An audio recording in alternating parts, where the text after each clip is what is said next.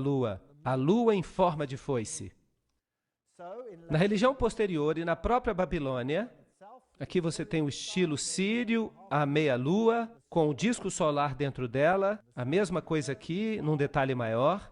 Notem que aqui é Baal Hadad, o nascimento do sol.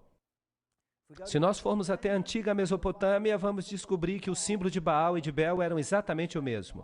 Uma meia-lua com uma estrela dentro, uma representação do nascimento do sol. Ísis e Osíris, os aspectos masculino e feminino. Este aqui, então, é de Astoret e Tamuz,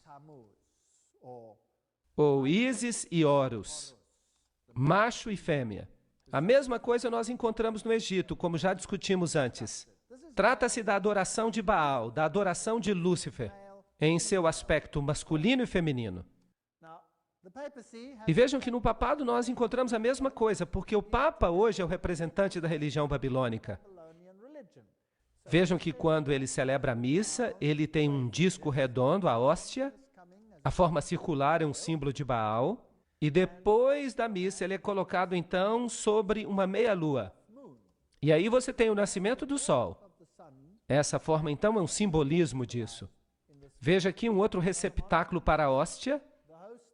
Tudo representa o nascimento do sol. Então, o catolicismo usa o símbolo da meia-lua com um disco do sol dentro. Aqui está uma igreja católica na Alemanha e há um relógio muito interessante nela. Fui eu que tirei essa foto. Vejam aqui a lua e a estrela. E esta estrela específica aqui tem 8 pontas. E à medida que os ponteiros então se deslocam cada hora, tanto o ponteiro maior quanto o ponteiro menor, quando eles se intercalam, você então produz o nascimento do Deus Sol. A toda hora então acontece Baal Hadad, Baal Hadad, Baal Hadad. Em toda hora do dia. Não é interessante? Então o símbolo do catolicismo é a lua com a estrela.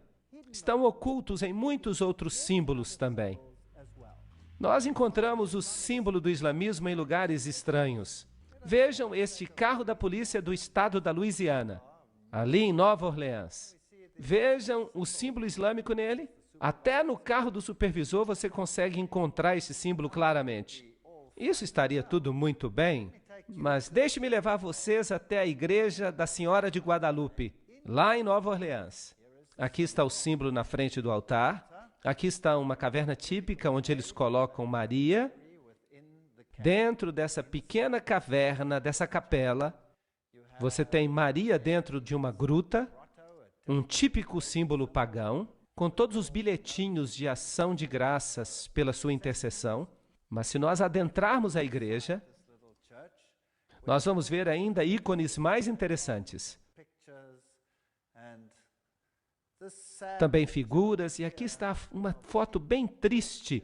As pessoas realmente acreditam que há mérito em se tocar uma estátua.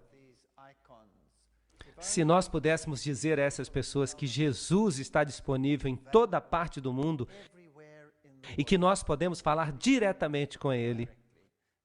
Mas por que eu estou trazendo vocês até essa capela? Não é só para mostrar para vocês a idolatria de Maria, mas para mostrar para vocês esse vitral na janela.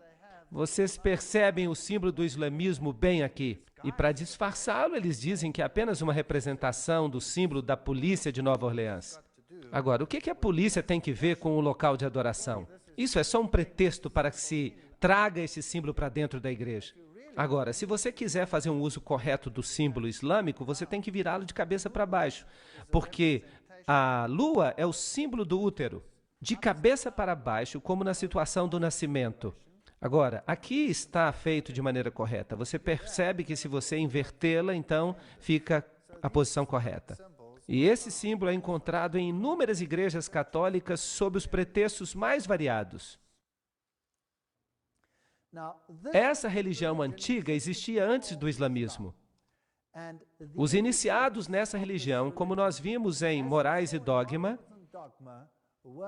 eles pertenciam ao círculo interior, como, por exemplo, o bispo de Alexandria.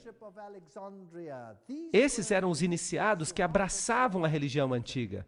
E eles eram cristãos, pelo menos de nome, porque de fato eles não eram cristãos. Eles só diziam isso para as massas.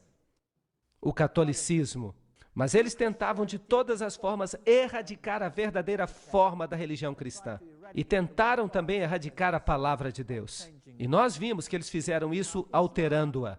Agora, o Islã entra em cena muito tempo depois disso. Então, os verdadeiros iniciados eram encontrados no cristianismo antes de eles estarem no islamismo. E eles estavam em 2 lugares, principalmente, Alexandria e Roma. A cidade de Alexandria foi eventualmente ganha para o cristianismo. E o bastião, aquela grande biblioteca, foi eventualmente destruída. Então, a sede da religião ocultista se tornou a cidade de Roma. Então, Roma, basicamente, é a sede de todo o conhecimento oculto antigo, mesmo antes da chegada do islamismo à cena. Isso é um fato. E esse antigo ocultismo tinha um inimigo potente. Quem era o inimigo? O cristianismo. O cristianismo estava crescendo em todos os lugares onde os discípulos o ensinaram. O cristianismo estava crescendo no coração do Oriente Médio, na Ásia Menor, até os confins da Índia, diz a Bíblia, no norte da África. Nesses lugares, a verdadeira doutrina cristã prevaleceu. Guardavam o sábado. Só em Alexandria e Roma não se guardava o sábado. Alexandria logo desapareceu como sede e o sábado não era guardado em Roma. É uma história interessante. Então, o símbolo que o catolicismo usa é a estrela e a lua em forma de foice. E notem que esta estrela é exatamente igual à que é usada no islamismo. Não é interessante? Eu fico imaginando quem fez a outra surgir. Obviamente, quem veio primeiro faz surgir quem veio depois, e não quem veio depois faz surgir quem veio primeiro. Não está certo? Então, no catolicismo, nós encontramos uma meia-lua, uma lua em forma de foice com as divindades dentro.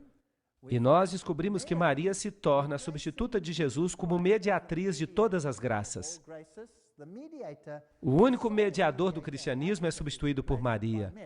Aqui, neste mosteiro católico, Cristo coloca a cruz de espinhos na cabeça de Maria e ela tem os buracos de prego na mão. E sempre representam a Maria saindo de uma caverna. Os antigos deuses sempre saíam de cavernas. Loyola, o jesuíta, recebeu toda a sua informação numa caverna. E é interessante que Maomé também recebeu toda a sua informação em uma caverna. Isso é paganismo.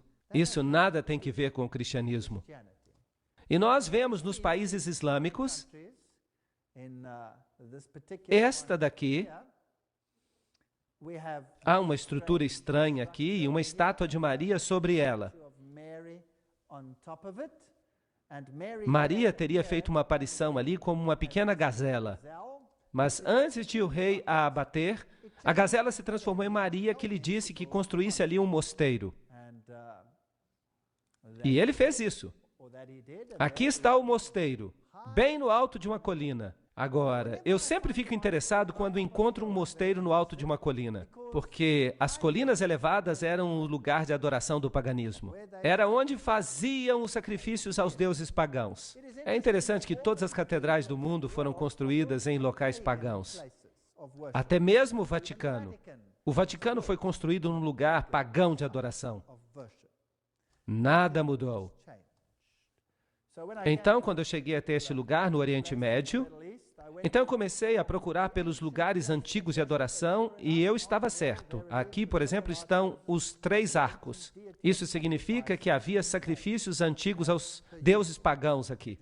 E é interessante que Maria está sempre numa caverna. Em Fátima, ela está numa caverna. Em Lourdes, ela está numa caverna. E o Papa faz visitas a essas cavernas. E ele adora nessas cavernas. Assim como Osíris representava o sol no folclore egípcio, Ísis representava a lua. Mas a verdade é que Osíris representa o macho, os poderes ativos e generadores da natureza, enquanto Ísis representava os poderes femininos passivos ou prolíficos. Então isso tudo é um tipo de adoração à natureza. E essas pessoas ficariam felizes na Gruta da Boêmia, adorando as árvores. A revelação templária identifica Ísis como a Madonna Negra. A autoridade para fazer isso vem do antigo líder do priorado de Sião. O culto da Madonna Negra é central para o priorado de Sião. Para eles, pelo menos, não há dúvida alguma sobre o significado da Madonna Negra. Osíris, vejam vocês, era branco e preto. Ele era adorado como negro e adorado como branco. E Maria é adorada como uma Madonna negra e uma Madonna branca. Então nós temos todas essas nuances interessantes. Os hititas também usavam o símbolo da meia-lua e da divindade solar. E este símbolo é usado hoje nada mais, nada menos do que pelas Nações Unidas. Vamos fazer uma viagem até um país islâmico hoje. Aqui está uma catedral católica em Amman. E eu estou tirando uma foto dessa catedral católica dentro de uma mesquita. E eu estou dentro da mesquita tirando uma foto dessa catedral católica que fica bem em frente dela. É interessante como a Igreja Católica e o islamismo ficam lado a lado em todos os países islâmicos.